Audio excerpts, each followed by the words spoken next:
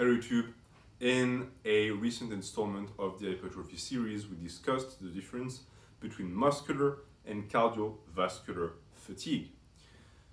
In a sense, we also explained the difference between cardiovascular failure and muscular fatigue. What we want to reach is the failure of the muscle, not the failure of the system that feeds the muscle with oxygen and blood. Meaning that you need to be conditioned enough so that it never becomes a limiting factor. So it's one case of a priority being hindered by something that becomes just as important in a sense, because one cannot exist without the other.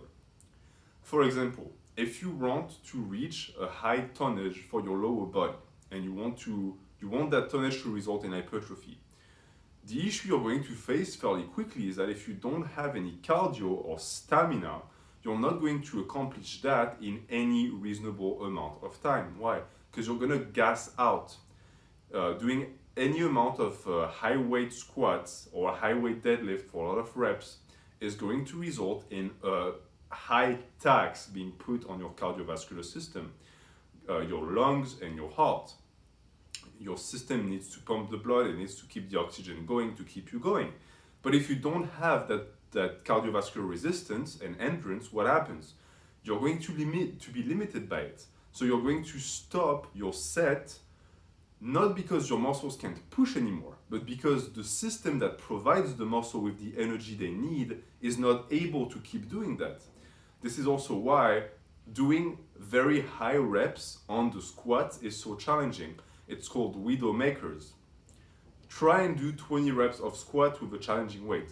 You're gonna find eventually that what is stopping you is not your muscles. You could keep going. Your muscles are fresh enough.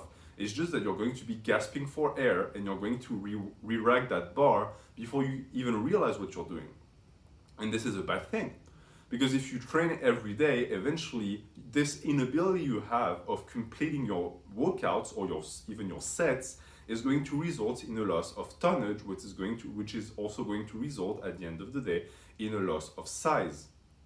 We cannot let that happen. The idea of the bodybuilder or powerlifter who's out of breath after 5 reps is slightly it's in a sense it's a caricature because it's not always true, but there is some truth in it. In any stereotype there is some truth, and it's a good thing that we have the stereotypes so that we can work on them because it's hurting our gains. So what do we want to do? We want the motor that is pushing the muscles to be just as efficient, if not more. There are multiple ways to achieve that. For example, if you used to play sports, if you used to play a sport that required you to be highly conditioned, wrestling, football, basketball, all of these sports, you already built a system that can handle the work. Meaning that people who start lifting after having been athletes for years are at an advantage. Why? Because they're going to have a very easy time building work capacity, and work capacity is essential for building muscle because it's what allows you to do all that volume that's going to drive muscle growth. But let's say you are not in high school or middle school, college sports when you were younger, and you still want to get big. You still can. Work capacity can be built and it can be lost. It's something that needs to be slowly worked towards, and it needs to be maintained. Some people are going to maintain that work capacity doing cardio. I don't have a problem with that. Personally, all of my work capacity before training was done doing sprints up hills. I would run every morning. But the thing is, this is specific stamina building for sports. You're building your body so that it becomes better at doing what it needs to do on the field. If you think about it, it's not specific enough for weightlifting.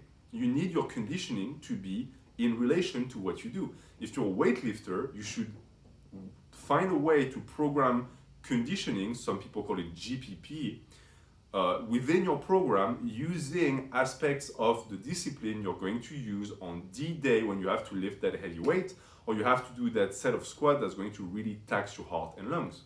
So how do you do that as a bodybuilder? Supersets. Supersets are the answer. If you do isolation movements, if you do any movement that is not going to tax a certain muscle group that you could work right afterwards, do a giant set. Do it non-stop. 90 or rather 80% of my training is done in giant sets formats, meaning what? I never stop. I do an exercise and then another one and then another one, and I synergize my training so that the muscular fatigue doesn't come into play. The muscles between themselves are not going to hinder their respective ability to work and produce force. But what's going to be taxed all throughout the giant set is the cardiovascular system. Because no matter if you train your arms, your legs, your glutes, whatever, the heart and the lungs that are going to provide the energy for the activity are still the same. You don't have a portion of your heart that works strictly for the lower body and another one that works for the upper body. It's the same system. So it's going to be heavily taxed, meaning that you can do your isolation and you can do your lighter work with that method, and in the long run, it's going to result in more cardiovascular endurance that can be applied to the strength work. I personally go up to 5 reps on the deadlift. I go up to 8 reps on the squat. We're talking maximum weights with the right intensity. I never gas out. I'm never tired. I never have to take 5 minutes between sets to catch my breath. It's something that is highly beneficial for me. Why? Because I have built a cardiovascular system that exceeds the ability of the muscular system to produce force.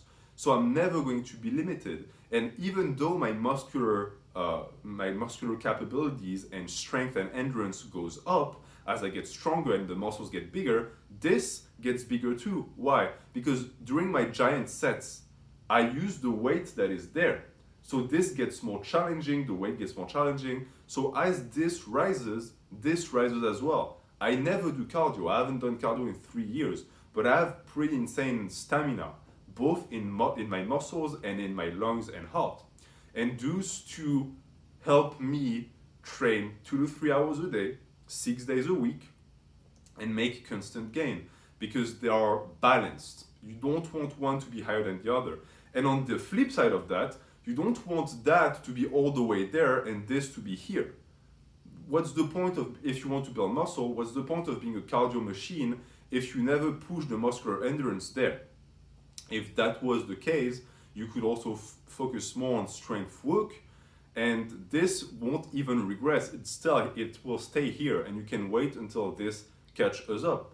In a sense, it's a different challenge, but it's a challenge that, in my opinion, is not relevant because it's not going to hinder your ability to put on muscle, while not being able to finish your set will. So that's it for this video. We will go into more details into the themes and topics of fatigue and failure when it comes to muscle building. Thank you for watching. Have a good day.